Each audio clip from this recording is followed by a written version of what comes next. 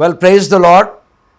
ఈ దినము శుభ శుక్రవారము యొక్క ప్రాముఖ్యతను తెలుసుకోవడానికి, ఆధ్యాత్మిక విలువలను గుర్తించడానికి, మన జీవితంలో శుభ శుక్రవారం ఏ విధంగా ఒక ప్రత్యేకతను సంతరించుకున్నదో తెలియజెప్పడానికి, ఈ యొక్క శుభ శుక్రవారం యొక్క ప్రాముఖ్యతను వివరించడానికి, చారిత్రక నేపథ్యంలో ఏ విధంగా శుభ శుక్రవారం జరిగింది అని వివరించడానికి వీలుగా మన మధ్యలో రెవరెండ్ శామ్యూల్ సజ్జన్ కుమార్ గారు ఉన్నారు.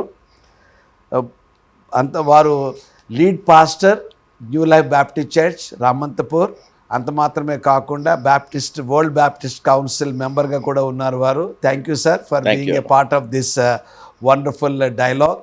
అంత మాత్రమే కాకుండా మనతో పాటు రెవరెండ్ డి రాజేంద్ర పాల్ గారు ఉన్నారు. వారు is the pastor of care bible church and also executive director of care counselling ministry. అంత మాత్రమే కాకుండా principal care counselling institute Secunderabad. వారు కూడా రావడం సంతోషం sir. So let us start the dialogue. ఈరోజు మనము ఈ యొక్క సంభాషణ ప్రారంభించుకుందాము. శుభ శుక్రవారము అనేక మంది క్రైస్తవులకు ఎంతో ఆధ్యాత్మికంగా ప్రాముఖ్యత కలిగిన దినము, వారు ఆచరించే దినము. ఎందుకంటే ఈ శుభ శుక్రవారం అనేది వారి యొక్క జీవితాలను సరిదిద్దిన దినంగా వారు ఎప్పుడు కూడా వారు ఆచరిస్తూ ఉంటారు. ఎంతో భక్తి భావనతో ఆచరిస్తూ ఉంటారు. కాబట్టి మరి పాస్టర్ సజ్జన్ శామ్యూల్ గారు, ఈ శుభ శుక్రవారం యొక్క ప్రాముఖ్యత, చారిత్రాత్మక ప్రాముఖ్యత ఏ విధంగా చూడవచ్చు, మీరు దీని విషయంలో వివరించాలని we just want to know that. చాలా సంతోషము. ఈ యొక్క చారిత్రాత్మకమైన యేసుక్రీస్తు యొక్క మరణమును గూర్చిన కార్యములను మనము ఈరోజు ఇక్కడ ధ్యానించడానికి, తెలియపరచడానికి దేవుడిచ్చిన అవకాశాన్ని బట్టి మొట్టమొదటిగా దేవునికి నేను వందనాలు చెల్లిస్తున్నాను. శుభ శుక్రవారము అనేది ఒక జీవితాన్ని మార్చిన ఒక మహా గొప్ప దినముగా మనం చూడవచ్చు. కారణము, యేసుక్రీస్తు ప్రభుల వారు మానవుని నిమిత్తము ఆయన సిలువలో మరణించి ప్రాణం పెట్టి ఒక విమోచన అనుగ్రహించిన ఒక మహా గొప్ప దినముగా ఉంటూ ఉన్నది. సో దానిని మనము చూస్తే, ఒకటి, యేసుక్రీస్తు మరణము వ్యక్తిగతమైనది. He died for every person. వ్యక్తిగతంగా ఒక్కొక్కరి స్థానమును ఆయన తీసుకొని మన కొరకు మరణించిన దేవుడిగా మన శిలువలో చూస్తున్నాం. రెండవది, హిస్ డెత్ ఈస్ హిస్టారికల్, చారిత్రాత్మకమైనది. అనగా యేసు ప్రభువాన్ని సిలువ వేసిన క్రమములో చరిత్రలో అది ఎవ్వరు కొట్టివేయని సంఘటనగా, చరిత్రలో నిలిచిపోయిన ఒక సంఘటనగా, లోకము మనుషులందరూ కూడా ఆ కార్యాన్ని కూడా కళ్ళార చూచిన ఒక సంఘటనగా చరిత్రలో రాయబడి ఉంటూ ఉన్నది. మూడవది, యేసు ప్రభు వారి యొక్క మరణము ప్రవచనాత్మకమైనది. So personal, historical. మూడవది ప్రాఫిటికల్. యేసు ప్రభు వారు సిలువలో చనిపోకబడక ముందే ఆయన గూర్చిన మరణము ప్రవచించబడింది. దావీదు భక్తుడు 1000 సంవత్సరాలు అనగా BC 1000 ఆ సమయంలోనే ఆయన కీర్తన గ్రంథం 22వ కీర్తన రాస్తూ ప్రభు ఎటువంటి మరణము పొందవలసి ఉన్నాడో ఆయన కలిగే సంఘటనను ప్రవచనాత్మకంగా ఆ కీర్తనలు రాశారు. కాబట్టి యేసు యొక్క మరణములో ప్రవచనము నెరవేర్చబడింది. నాలుగో సత్యం ఏంటంటే, హిస్ డెత్ ఈజ్ యూనివర్సల్. కేవలము ఒక కులము, ఒక మతానికి, ఒక వర్గానికి, ఒక దేశానికి ఆయన చనిపోయిన దేవుడు కాదు, సర్వ మానవాళి నిమిత్తము చనిపోయిన దేవుడుగా ఉంటున్నాడు. కాబట్టి that's why it is called good Friday. శుభ శుక్రవారం అనడానికి ఆయన వ్యక్తిగతంగా మన స్థానాన్ని తీసుకొని చారిత్రాత్మకంగా, ప్రవచనాత్మకంగా, సార్వత్రికంగా ఆయన మన నిమిత్తము సిలువలో మరణించిన సంఘటన ఆ శుభ శుక్రవారం మనకు జ్ఞాపకం చేస్తుంది. Very well said sir. అయితే రాజేంద్ర పాల్ గారు, ఈ యొక్క ప్యాషన్ వీక్ ఏదైతే ఉందో, the most strategic week in the history of man kind. అవునండి. మానవ జాతిలోనే ఈ యొక్క ప్యాషన్ వీక్ ఏదైతే ఉందో, అంటే it ends up with good Friday, ఆ తర్వాత బరియలు, డెత్, బరియలు, తర్వాత రిజరెక్షన్. అయితే దీనికి ఇంతకుముందు సజ్జన్ గారు చెప్పినట్టుగా ఒక బిఫోర్ డెత్ ఓన్లీ, అంటే before the crucifixion it is prophesied in the Old Testament. అవునండి. అసలు ఈ క్రూసిఫిక్షన్ అనే కాన్సెప్ట్ ఎట్లా వచ్చింది, మీరు దాని విషయం ఏమన్నా చెప్పగలుగుతారా? మంచి శుక్రవారం, శుభ శుక్రవారం ప్రతి జీవితానికి ఒక అద్భుతమైన దినముగా మనము చరిత్రలో అయ్యగారు చెప్పినట్టుగా దేవుని వాక్య వివరణలో అనేక సంగతులను మనము చూడగలం. అయితే యేసు ప్రభువారు ఈ లోకానికి ఆయన శిలువకు వెళ్ళడానికే వచ్చాడని, ఆయన ప్రాణాన్ని ఇవ్వడానికే వచ్చాడని, ఆయన ప్రాణము ఇచ్చుట ద్వారా మానవాళికి రక్షణ కలుగుతుందని ఆయన ముందే చెప్పాడు. కనుక ఆయన శిలువకు వెళ్ళడము, మరణించడం అనేది అది ఏదో యాక్సిడెంటల్గా అయిన ఒక అనుభవం కానే కాదండి. బైబిల్ గ్రంథంలో యేసు ప్రభు వారి మాటల్లో కూడా మనము స్పష్టంగా చూస్తాం. ఆయన ఆ క్షణము కొరకే, ఆ గడియ కొరకే నేను వచ్చాను అని ప్రత్యేకంగా తన మరణం గురించి చెప్పారు. మీరు అడిగిన ప్రశ్నకు మనము గమనించి చూసినట్లయితే మటలాదివారం మొదలుకొని, అనగా యేసుక్రీస్తు వారు యెరూషలేములో ప్రవేశించే ఆ దినము మొదలుకొని సిలువకు వెళ్ళే ఆ వారమంతటిని ప్యాషన్ వీక్, శ్రమల వారము అని మన సంఘ చరిత్రలో, సంఘ కార్యక్రమాల్లో మనం ఎంతో గంభీరంగా గమనిస్తూ ప్రతి దినము యేసు ప్రభువారు ఈ వారములో ఎలా ఆయన ఆ శిలువ వైపు అడుగులేశారో ఆ విషయాన్ని మనం బైబిల్ గ్రంథంలో గమనిస్తాం. నేను అన్న మాటకు ప్రతిగా నేనేం చెప్తున్నానంటే, యేసు ప్రభువారు యెరూషలేము వెళ్ళాలి అని ఆయన తీర్మానం చేసుకొని యెరూషలేము వైపు కదిలాడు. ఇంకో విధంగా అసలు ఈ మంచి శుక్రవారం గురించి మనం ఆలోచిస్తే కొంతమంది అంటారు కదా, అసలు యేసు ప్రభు యెరూషలేము వెళ్ళాల్సిన అవసరం లేదు, వెళ్ళకుంటే బాగుండేది, ఆయన చావాల్సిన పరిస్థితి వచ్చేది కాదు అని ఇంకో కోణం నుండి అలా ఆలోచిస్తారు. కానీ యేసు ప్రభువారు అలా తన ప్రాణాన్ని త్యాగము చేయాలనేది ప్రవచనాత్మకంగా బైబిల్ గ్రంథంలో, మరి అయ్యగారు చెప్పినట్టు కీర్తన గ్రంథంలో, యెషయా గ్రంథంలో, మనకు బైబిల్ గ్రంథంలో ముందే చెప్పబడినది కనుక ఈ వారము, ఈ ప్యాషన్ వీక్ అనేది ఒక అద్భుతమైన యేసు ప్రభువారి పరిచర్య, యేసు ప్రభువారి రాకడకు లేదా రాకడలో ఉన్న మూల ఉద్దేశాన్ని మనకు తెలియజేస్తుంది. ఎస్, చాలా బాగా చెప్పారండి. The decision of Jesus Christ, అంటే యేసు ప్రభు వారి యొక్క తీర్మానం, నన్ను వెళ్ళాలి, యెరూషలేముకు వెళ్ళాలి, తర్వాత దేవుని చిత్తం నెరవేర్చాలి. ఇక్కడ ఒక విషయం మనం గమనించినట్లయితే, యేసు ప్రభు వారు సిలువకు వెళ్ళడము అనేది నిర్ణయించబడిన దేవుని ఉద్దేశం. అవునండి, మొట్టమొదటిది. ఎందుకంటే రెవల్యూషన్ 13:8 13:8 చూసినట్లయితే, the lamb that was slain, వధించబడిన గొర్రె పిల్ల, అంటే before foundation, it's in the heart of God, first word. Second మనం చూసినట్లయితే, the purpose of God, God sent his only begotten son, ఆయన తన అద్వితీయ కుమారుని పంపాడు, సో దట్ మనకు సాల్వేషన్, మనకు రక్షణ వస్తుంది కాబట్టి. రెండవది. మూడవది, ప్రామిస్ ఆఫ్ గాడ్. ఏదైనా వనంలో ఏమంటాడంటే, స్త్రీ సంతానము నీ తల చితగ్గొట్టును, అది సిలువలో జరగాల్సిందే. నాలుగవది మీరు అన్నట్టుగా ప్రాఫెసీ ఫుల్ఫిల్మెంట్, ఏది మన లేఖనం నెరవేర్చబడ్డట్టుగా ఆయన కీర్తన 22లో మనం చూసినట్లయితే, దావీదు భక్తుడు ఆయన చూసినట్టుగానే ఆ శుభ శుక్రవారము అక్కడ నిలబడి చూసినట్టుగానే రాశాడు. అది 1000 సంవత్సరాల క్రితం దావీదు. తర్వాత మీరు గమనించినట్లయితే, మరి ఈ యొక్క సిలువ అనేది మరి ఇది దావీదు చెప్పినప్పుడు ఇది లేదు, సిలువ అనేది లేదు యూదులకు. వాళ్ళకి లేదు, లేదు. ఇశ్రాయేలీలకు లేదు. కానీ ఆ సిలువ అనేది మరి దేవుడు ముందుగానే దీని యొక్క ఏదైతే ఆవిర్భావము క్రీస్తు పూర్వం 6వ శతాబ్దంలో పర్షియన్ స్టార్ట్ చేశారు, పారసీకులు. తర్వాత దాన్ని రోమన్స్ దాన్ని మాస్టర్ చేసి పర్ఫెక్ట్ చేశారు. కాబట్టి ఈ సిలువ అనేది ప్రవచనంలోనే చెప్పబడింది. అవును.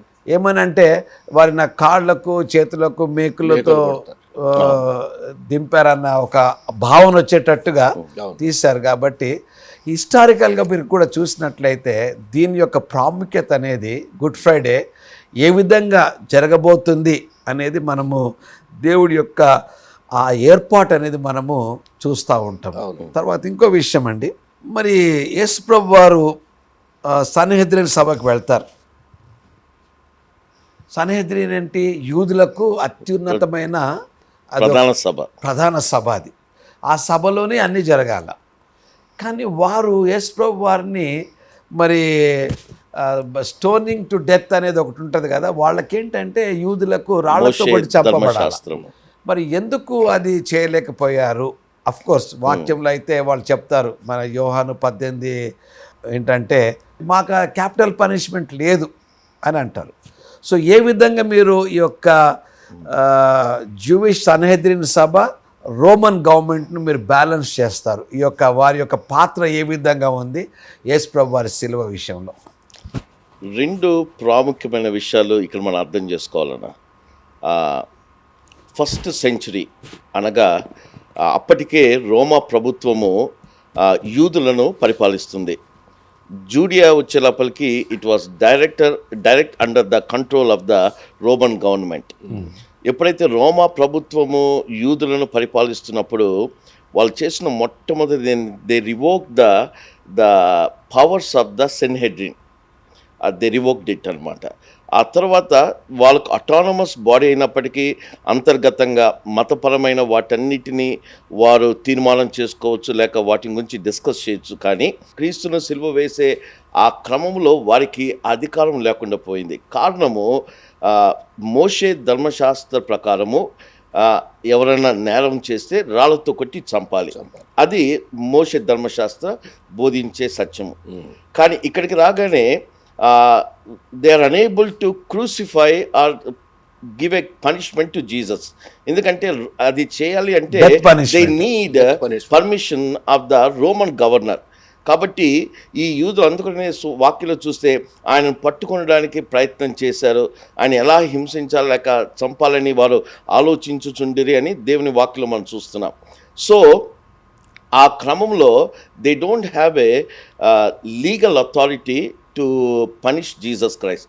అందుకోసమే వారు చిన్నగా ఏం చేశారంటే ప్రధాన యాజకులు, మత గురువులు, పరిసయ్యులు, సద్దుకాయలు వీళ్ళందరూ కలిసి ఈ సబ్జెక్ట్ని they took to the pilot, పిలాతు యొద్దకు తీసుకొని వెళ్ళారు. ఎందుకంటే రోమా ప్రభుత్వం కింద మాత్రమే ఇటువంటి పనిష్మెంట్ ఇవ్వగలదన్నమాట. అది కూడా రోమా ప్రభుత్వంలో ఏమున్నది అంటే ఓన్లీ క్రిమినల్స్ కానీ లేకపోతే దొంగతనం చేసిన వారు కానీ తిరుగుబాటు అనగా రోమా ప్రభుత్వం మీద తిరుగుబాటు చేసిన వారికి మాత్రమే ఇటువంటి క్యాపిటల్ పనిష్మెంట్ అనేది ఆ ప్రభుత్వం ఇవ్వగలదు. కాబట్టి వారి ఆలోచనలో యేసుక్రీస్తు ప్రభువారు చనిపోవాలి అని మాత్రమే కాకుండా ఒక భయంకరమైన మరణమునకు ఆయనను అప్పగించాలి అనే ఒక దురుద్దేశము ఆలోచనతో యేసుక్రీస్తు ప్రభువాన్ని ఆ రీతిగా వారు పిలాతు యొద్దకు తీసుకుని వెళ్ళారు. దేర్ వి సీ దేశం యొక్క ద్రోహిగా చూపించడానికి ఇక దైవ దూషణ ఈ రెండింటిని వారు పిలాతు యొద్దకు తీసుకుని వెళ్ళారు. యాజ్ లాంగ్ యాజ్ బ్లాస్ఫమీ అని చెప్తూ వచ్చి దైవ దూషణ అని చెప్తూ అది వర్కౌట్ కానందుకు చివరికి యేసయ్య మీద ఏం చెప్పారంటే ఈయన దేశద్రోహిగా ఈయన తిరుగుబాటును కల్పిస్తూ ఉన్నాడు అనే ఒక రకమైన నేరారోపణ చేసి ప్రభువాన్ని అక్కడికి తీసుకుని వెళ్ళడము జరిగిన సందర్భం అనమాట. దట్స్ ద రీజన్ ఆ క్రూసిఫిక్షన్కి ప్రభుని అప్పగించడానికి వారు ప్రయత్నం చేశారు. ఒక విషయం ఏంటంటే they were serving the purpose of God, అంటే దేవుని యొక్క మహా ప్రణాళికను వారికి తెలియకుండానే వారు ముందుకు తీసుకొని వెళ్తా ఉన్నారు. అవును. ఎందుకంటే తండ్రి అయిన దేవుడు ఈ లోకం యొక్క రక్షణ కొరకు తన కుమారుని పంపించాడు. యూదులు యేసు ప్రభుని చంపాలని వారు ఒక ప్రగాఢమైన ఆలోచనతో నిర్ణయం తీసుకున్నారు. కానీ మీరు అన్నట్టుగా క్యాపిటల్ పనిష్మెంట్ వారి దగ్గర నుంచి తీసేశారు కాబట్టి, అంటే మరణదండన వారు విధించలేరు. వారు దైవదూషణ చెప్పారు, దైవదూషణ నిరూపించడానికి ప్రయత్నం చేశారు, చేయలేకపోయారు. కానీ అది అక్కడ నిలబడలేదు. పిలాతు అంటాడు ఈయనలో ఏ దోషం కనబడటం లేదంటాడు. అప్పుడు వాళ్ళు ఏం చేస్తారు, వాళ్ళ ప్రణాళిక మార్చుకుంటారు, వెంటనే షిఫ్ట్ చేసేసారు. ఏ విధంగా అయినా క్రీస్తు చంపబడాలి, ఈ రకంగా కాకపోతే ఈ రకంగా అనేసి అప్పుడు రాజద్రోహ నేరం కింద తిరుగుబాటు చేస్తూ ఉన్నాడు. దేశ ధిక్కారము, రాజ్య ధిక్కారం కింద ఆయనను యూదులకు రాజు అక్కడ ఆయనను చంపడానికి ప్రయత్నం చేశారు. అంటే కౌంటర్ వేస్తున్నాడు అనమాట. పిలాతు ఉన్నప్పుడే, నీవు అధికారంలో ఉన్నప్పుడే ఈయన యూదులకు రాజుగా ప్రకటించుకుంటున్నాడు అని ఒక రకమైన క్రీస్తు మీద నేరారోపణ చేసి వారు పిలాతు ఎదుగు తీసుకొస్తారు. వాళ్ళ పర్పస్ యేసుక్రీస్తు వారిని చంపాల. దేవుని యొక్క పర్పస్ తన కుమారుడు సిలువకు వెళ్ళాలి. సరే, ప్రభు యేసుక్రీస్తు వారి యొక్క ఉద్దేశము నేను వెళ్ళి వీరికి రక్షణను విడుదల చేయాల. కాబట్టి ఇవన్నీ చూస్తూ ఉంటే దేవుడు ఆధ్యాత్మికంగా, చారిత్రాత్మకంగా అన్నిటిని సమకూర్చి ఆ సిలువకు యేసు ప్రభువాన్ని సిద్ధం చేశాడు. అయ్యగారు, మీకు రాజేంద్ర పాల్ గారు ఒక ప్రశ్న. పస్కా పండుగ అనేది యూదులకు ఎంతో ప్రాముఖ్యమైన పండుగగా వారు చెప్తారు. ఒక విమోచన దినం అన్నమాట. ఎందుకంటే రిడెంప్షన్ ఫ్రమ్ ద స్లేవరీ. కాబట్టి ఈ పస్కా దినంనే ఎందుకు యేసు ప్రభు వారు సిలువ వేయబడ్డారు?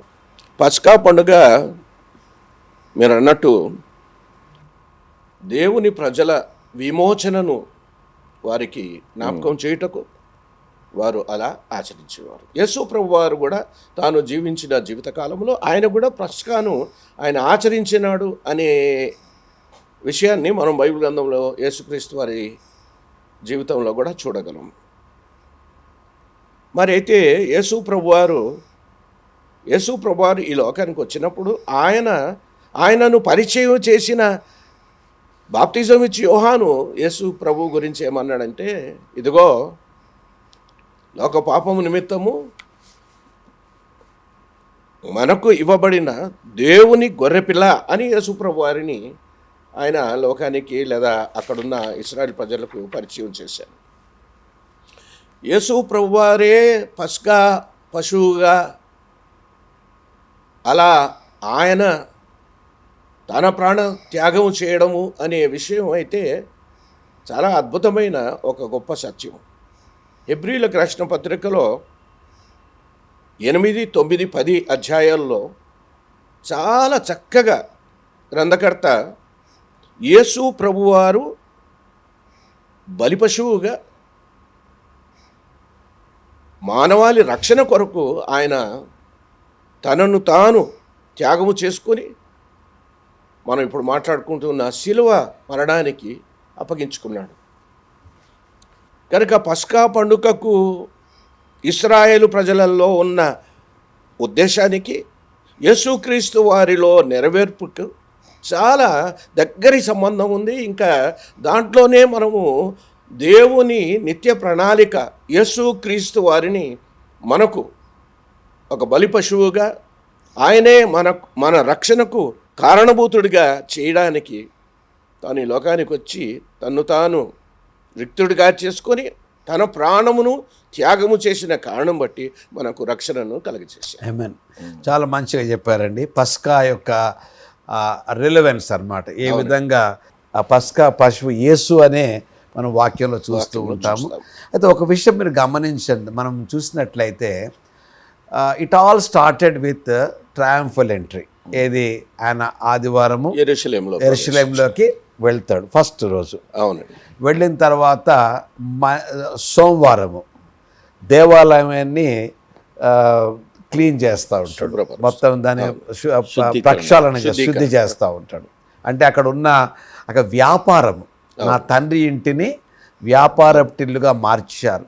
అవును ఆయన ఉన్న ఉద్దేశం ఏంటంటే తండ్రి ఇల్లు ప్రార్థనా మందిరముగా ఉండాలి, అదొక ప్యాషన్. అవునండి, నీ ఇంటిని గురించిన ఆసక్తి నన్ను భక్షించుచున్నది అంటే. మరలా మంగళవారం చూసినట్లయితే ఆయన అథారిటీని, ఆయన అధికారాన్ని వీళ్ళు ప్రశ్నిస్తూ ఉంటారు. దానికి కూడా ఎంతో జ్ఞానయుక్తంగా యోహాను గురించి మాట్లాడుతూ మీరు చెప్పలేకపోయారు కాబట్టి నేను కూడా చెప్పనంటాడు. అవునండి, ఆ యొక్క ట్యాక్స్ గురించి మాట్లాడతాడు. కైసరుకు పన్ను ఇచ్చే విషయంలో చాలా స్పష్టంగా కైసరివి కైసరికి, దేవునికి ఇవ్వమంటాడు. తర్వాత మీరు బుధవారం చూసినట్లయితే ఆ బుధవారము ఈ యొక్క ఇస్కారేతు యూద మరి ప్రధాన యాజకుల దగ్గరికి వెళ్ళి మరి తనను అమ్మడానికి ఒక 30 వెండి నాణాలు, అప్పటి కాలంలో ఒక బానిసను అమ్మాలంటే 30 వెండి నాణాలతో మనం బేరం కుదుర్చుకోవాలి. సో ఈ విధంగా అమ్మబడ్డానికి ఆయన ఒక స్లేవ్గా, దాసునిగా రూపం ధరించడానికి వీలుగా ఆ అమ్మకము జరిగినట్టుగా మనం చూస్తూ ఉన్నాం. దాంట్లో కూడా ప్రవచనం నెరవేరింది, ప్రవచనం నెరవేర్చబడ్డది. తర్వాత ఇక్కడ ఇంకో విషయం ఏంటంటే అక్కడ అమ్మడం అనే కాన్సెప్ట్ కంటే కూడా గుర్తించడం అన్నమాట. యూద ఆయనను గుర్తించడానికి, ముద్దు పెట్టి గుర్తించి ఈయన క్రీస్తు అని అప్పచెప్పడానికి వీలుగా వాళ్ళు ఆ విధంగా ఒక ఇది చేసుకున్నారు మన ప్రణాళిక. తర్వాత మీరు గమనించినట్లయితే మరి బేస్తవారం చూసినట్లయితే ఆయన పస్కాను తన శిష్యులతో ఆచరిస్తాడు. తర్వాత లార్డ్స్ టేబుల్ని మన అక్కడ ఇనిషియేట్ చేస్తూ ఉంటాడు. ప్రభు బల్ల అక్కడ తీసుకొస్తాడు, తన శరీరము తన రక్తాన్ని గురించి మాట్లాడతాడు. హై ప్రీస్ట్లీ ప్రధాన యాజకుని ప్రార్థన చేస్తూ ఉంటాడు. తర్వాత నూతన ఒక ఆజ్ఞ ఇస్తాడు. మీరు ఒకరినొకరు ప్రేమించుకున్నందువల్ల మీరు నాకు శిష్యులుగా మీరు లోకం గుర్తిస్తుందని ఒక మాట చెప్తా ఉంటాడు. అంత మాత్రమే కాకుండా వారి పాదాలు, అప్పటి కాలంలో the least of the servant అన్నమాట. పాదాలు కడగడం అంటే మన క్రైస్తవ్యంలో తగ్గింపు జీవితం అనేది ఎట్లా ఉంటుంది, సర్వెంట్ లీడర్షిప్, సర్వెంట్ అతను ప్రభు అయి ఉండి ఆయన ఆ విధంగా చేయడం అనేది మన క్రైస్తవ్యానికి, అందుకొరకే తగ్గించుకొని అందరికి సేవ చేయాలనే ఒక కాన్సెప్ట్ ఏదైతే ఉందో అది అక్కడి నుంచే ప్రారంభించబడింది. పరిచర్య యొక్క నిర్వచనం అనేది నిర్వచనం. అందుకొరకే మీరు చూడండి, మన క్రైస్తవ సమాజం ఎప్పుడు కూడా ఇతరులకు సేవ చేయాలన్న ఒక తపన మీరు ఎప్పుడు చూస్తూ ఉంటారు చూడండి. ఆ విధంగా మరి థర్స్డే అయిపోతుంది. ఇంకా గుడ్ ఫ్రైడే మాత్రం ఆ రోజు అసలు థర్స్డే నైట్ చూసినట్లయితే గెస్సెమనే తోటలో ఆ యొక్క ప్రార్థన, తర్వాత ఆ యొక్క పోరాటము, సమయం లేదు కానీ ఆ పోరాటము, తర్వాత మన పోరాటంలో ఆయన ఉమ్మారు ప్రార్థన చేయడము, తర్వాత తండ్రి నీ చిత్తమే జరగాలన్న ఒక నిర్ణయం తీసుకొని ఆ పోరాటం అనేది అక్కడ మనం చూస్తూ ఉంటాం. తండ్రి చిత్తానికి తన్ను తాను అప్పగించుకున్నాడు. తండ్రి నా చిత్తం కాదు నీ చిత్తం. ఇప్పుడు మన యొక్క క్రైస్తవ జీవితంలో అత్యంత ప్రాముఖ్యమైన ప్రార్థన ఏంటంటే father thy will be done in my life. అవునండి, నీ చిత్తం నా జీవితంలో నెరవేర్చబడిన దాకా. కాబట్టి ఈ రకంగా మనం చూసినట్లయితే ఒక అద్భుతమైన వారంగా మనం చూస్తూ ఉంటాం. యేసుప్రభు వారు సిలువకు వెళ్తూ ఉన్నప్పుడు ఈ కురేనీయుడైన సీమోను వస్తాడు. దాని గురించిన వివరణ ఏమన్నా మీరు ఇవ్వగలుగుతారా? ఎందుకు ఆ విధంగా జరిగింది? బహుశా అంటే నాకున్న ఆలోచన ప్రకారము అతడు he was like a secret డిసైపుల్గా ప్రభుని వెంబడిస్తున్న క్రమంలో ఆ సిలువ నీడలో దగ్గరగా ఉన్నప్పుడు ఆ ప్రభు అప్పటికే థర్స్డే నుంచి ఆ యొక్క ఉదయకాలం అంతయు ఆయన కలిగిన శ్రమలు కావచ్చు, ఆయన పొందిన యాగనీ కావచ్చు, వీటన్నిటిలో ఆ సిలువను మోసుకుని వెళ్తున్న క్రమంలో అప్పటికే కొరడ దెబ్బలు, ఆ తర్వాత బుండ్ల కిరీటము, and then a kind of a suffering and then suffocation, ఆ తర్వాత ఆ బాధను అనుభవించే క్రమంలో ఫిజికల్గా హ్యూమన్లీ బహుశా ఆ సమయంలో ఆయన వీక్ అయి ఉండొచ్చు. ఆ వీక్ అయిన క్రమంలో ప్రభు పడుతున్న ఆ ఇబ్బందిని అక్కడ చూచిన ఆ సమయమున రోమా సైనికులు వెంటనే ప్రక్కనున్న ఆ కురేనీరైన సిమోన్ను వారు వెంటనే తీసుకొని ఆ సిలువను ఆయన మీద మోపిన ఆ క్రమము మనకు అక్కడ కనబడుతుంది. అంటే we see as a son of man, మనుష్య కుమారుడిగా ఆయన ఇంత యాగ్ని ఆయన పొందుకుంటూ ఆయన పడుతున్న ఇబ్బంది, ఆయన ఆల్మోస్ట్ లైక్ ఏ కొలాప్స్ అయిపోతున్న ఆ క్రమములో వారు వెంటనే ఆ కొద్ది సమయము ఆ సిలువను ఆయన మీద మోపడము, మరలా ప్రభు వారు తీసుకొని దానిని హీ కంటిన్యూడ్ హిస్ జర్నీ అనేది మనకు అక్కడ కనబడుతూ ఉంటాయి. రాజేంద్ర పాల్ గారు, చరిత్రలో సార్ ఒక వ్యక్తి యేసు ప్రభువు కాకుండా ఇంకో వ్యక్తి ఆ సిలువను మోయగలిగిన గొప్ప ధన్యతను ఆధ్యాత్మికతను పొందినాడంటే it's an amazing thing, amazing most amazing thing. Because otherwise మిగిలిన శిష్యులందరూ వెళ్ళిపోయారు, ఎవరు దగ్గర లేరు. కానీ ఈయన యేసు ప్రభుకు దగ్గరగా ఆయన సిలువ మోస్తూ ఉన్న ఆ అనుభవంలో ఆయనతో పాటు నడిచిన వ్యక్తిగా మనం గమనిస్తాము. అవును, ఈ వ్యక్తిని నేను అనుకుంటా దేవుడే ఈ అనుభవంలో తనకు ఇచ్చిన భాగ్యం. ఆయన యేసు ప్రభు సిలువను కొంతసేపు మోయడానికి ఊరట యేసు ప్రభు వారికి కలిగించడానికి ఆయన మోయగలిగిందంటే గొప్ప విషయం అండి. మన జీవితంలో కూడా అసలు యేసు ప్రభు వారి కొరకు ఏమైనా చేయగలము. యేసు ప్రభు వారు అంటారు కదా, మీ సిలువను మీరు ఎత్తుకుని నడవని అంటారు. ఆయన మన సిలువ ఎత్తుకొని నడవడం వేరే విషయం, కానీ యేసు ప్రభు సిలువను మోయడం చాలా గొప్ప ఎంత సంగతి. గొప్ప విషయం. చివరిగా ఈ యొక్క శుభ శుక్రవారము ఈ ధ్యానాలు ఏవైతే మనం చేస్తూ ఉన్నామో చివరి మాటలు మరి రెవరెండ్ శామ్యుల్ సజ్జన్ గారు మీరేం చెప్తారు? తర్వాత రెవరెండ్ రాజేంద్ర పాల్ గారు చెప్పినాక విల్ క్లోజ్ ఇట్. ప్రియా దేవుని బిడ్డలారా, ఇప్పటి వరకు మీరు శుభ శుక్రవారం గూర్చిన అద్భుతమైన సంఘటనను గూర్చిన వివరణ మీరు వినే ఉన్నారు. సిలువ లేనిదే మానవ జీవితానికి రక్షణ, విమోచన, పాప క్షమాపణ లేదు అనే మాటను నేను మీకు జ్ఞాపకం చేస్తున్నాను. ఆయన మరణించాడు, మన బ్రతుకులు మార్చబడ్డాయి. ఆయన మరణించాడు, మన జీవితంలో రక్షణ కలిగింది. ఆయన మరణించాడు, మన జీవితానికి ఒక నిరీక్షణ దేవుడు మనకు ప్రసాదించాడు. ఆయన భయంకరమైన సిలువ మరణము పొందుకున్నప్పటికీ కూడా ఆ స్థానములో నేను నీవు ఉండవలసిన ఆ స్థానములో ఆయన తీసుకొని మనలను ఆయన విమోచించి తన ప్రేమను చూపిన గొప్ప దేవుడుగా ఉంటూ ఉన్నాడు. కాబట్టి his death is for every one, ప్రతి ఒక్కరి కొరకు ఆయన మరణించిన దేవుడు, రక్షణ అందించిన దేవుడు.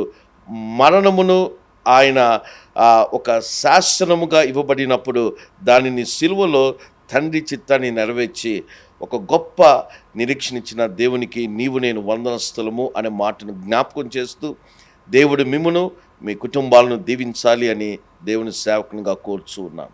Thank you so much. అయ్యగారు మీరు చివరి మాటలు. యేసు క్రీస్తు వారి మరణం సువార్త మరణముకే ఆగిపోలేదండి. యేసు ప్రభు వారిలో సోదరుడు చెప్పినట్టుగా మనకు రక్షణ కలిగి ఉన్నది. కానీ ఆయన మరణము, సమాధి చేయబడడం, తిరిగి లెగడము ద్వారా, తన పునరుత్థానం ద్వారా మనకు గొప్ప రక్షణ, నిరీక్షణ, నిత్య జీవము అనేది దేవుడు యేసుక్రీస్తు ద్వారా మనకు కలిగించాడు. ఇన్ఫ్యాక్ట్ అసలు మంచి శుక్రవారము, శుభ శుక్రవారం అని చెప్పుకోవడానికి ఏదైనా కారణం ఉందా అంటే దాంట్లో ఉన్న గొప్పతనము, దాంట్లో ఉన్న మంచి విషయం ఏంటంటే ఆయన మన పక్షాన శిలువ మీద చనిపోయాడు, మన కొరకు ఆయన సమాధి చేయబడ్డాడు, మనలకు నిత్య జీవపు నిరీక్షణ కలుగచేయడానికి ఆయన తన ప్రాణాన్ని త్యాగం చేసి తిరిగి లేచాడు. Praise the lord. ఆయన మరణమే మనకు ఆధారము, లేకపోతే మనకు నిత్య జీవం లేదండి. థ్యాంక్ యూ సో మచ్ అండి. Thank you. ఎందుకంటే శుభ శుక్రవారంలో 7 మాటలు మనం చూస్తూ ఉంటాము. అవునండి. మొట్టమొదటి మాట, అంత శ్రమలలో ఉన్నప్పటికీ, అంత వేదనలు ఉన్నప్పటికీ మొట్టమొదటి మాట, తండ్రి వీరేం చేయుచున్నారో వీరు ఎరుగరు కనుక వీరిని క్షమించండి. ఒక క్షమాపణ అనేది శుభ శుక్రవారానికి ఒక గుర్తుగా మనం చూస్తూ ఉన్నాం. మరలా రెండవది మనం చూసినట్లయితే నేడు నీవు నాతో కూడా పరదేశంలో ఉండు అంటాడు. ఎందుకంటే ఎవరన్నా ఒక మాట అడిగినప్పుడు దానికి జవాబు ఆ సమయంలో కూడా ఇవ్వగలిగిన ప్రభు ప్రభుని యేసుక్రీస్తు వారు. అంటే ఎప్పుడో కాదు, నేడు అని చెప్తా ఉంటాడు. అవునండి. అంటే క్షమాపణ అనేది ఆయన యొక్క మాటలలో మనం చూస్తూ ఉన్నాం, ఆయన జీవితంలో చూస్తూ ఉన్నాం. తర్వాత మీరు గమనించినట్లయితే బాధ్యత. ఇదిగో నీ అమ్మ, ఇదిగో నీ కుమారుడు, ఇదిగో నీ తల్లి. ఈ మాటలు చెప్తూ ఒక బాధ్యతను కుమారునిగా నిర్వర్తించాడు. తర్వాత మీరు గమనించినట్లయితే ఆవేదన. ఎందుకంటే నా దేవా నా చెయ్యి ఎందుకు విడిచావు. ఇన్ని శ్రమలైనా నాకు బాధ లేదు, కానీ ఆ క్షణంలో ఆ నిమిషంలో తండ్రి తన తల పక్కకు పెట్టుకున్నందుకు, ఎందుకంటే ఆయన పాపంగా చేయబడ్డాడు. He was made sin. కాబట్టి అప్పుడు ఆ వేదనతో my lord why you have forsaken me అన్న మాట మనం చూస్తూ ఉంటాం. తర్వాత మాట మీరు గమనించినట్లయితే ఐ థర్స్ట్ అనే మాట మనం చూస్తామంటే ఆయన లోకాన్ని ఒక్క మాట చేత సృష్టించిన దేవుడు, జలములను సృష్టించిన దేవుడు ఆ చివరికి ఆ యొక్క దాహం కొరకు, అంటే నాకు ఎప్పుడు అనిపిస్తూ ఉంటుంది, నీ కొరకు నా కొరకు ఆయన దప్పికొని ఉన్నట్టుగా. ఏంటంటే ఐ థర్స్ట్ అనేది నేచురల్ హ్యూమన్ బాడీలో ఉన్నందుకు, ఆ డిహైడ్రేషన్ అయినందుకు ఆ యొక్క దప్పికున్నట్టుగా చెప్తా ఉంటాడు. విజయవార్త కేక టెట్లెస్ టాయ్ అంటాడు. ఇట్ ఈస్ అన్నిటికీ సమాప్తమైంది. ఆ చీకటికి సమాప్తమైంది, మరణానికి సమాప్తమైంది, సాతాను యొక్క సమస్త అధికారానికి సమాప్తమైంది. నూతన జీవము, నూతన రక్షణ, నూతనమైన సమస్తం కింద, న్యూ క్రియేషన్ కింద కార్యం సంపూర్ణమైంది. తర్వాత చూసినట్లయితే ఇంత చేసినా కూడా తండ్రి సమర్పణ చూస్తూ ఉంటాం మనం. కాబట్టి మనం 7 వాక్యాల గురించి మనం ఎక్కువగా ధ్యానించలేదు, కానీ ఈ యొక్క చారిత్రాత్మకమైన ఈ యొక్క ఘటన ఏ విధంగా జరిగిందో అది చర్చించడానికి మనం ఎక్కువగా మనము ఈ సమయం ఇచ్చాము. కాబట్టి శుభ శుక్రవారం అనేది అందరికీ ఆశీర్వాదకరంగా ఉండాలని కోరుకుంటూ ఈ మాటలు ముగిస్తూ ఉన్నాను. God bless you.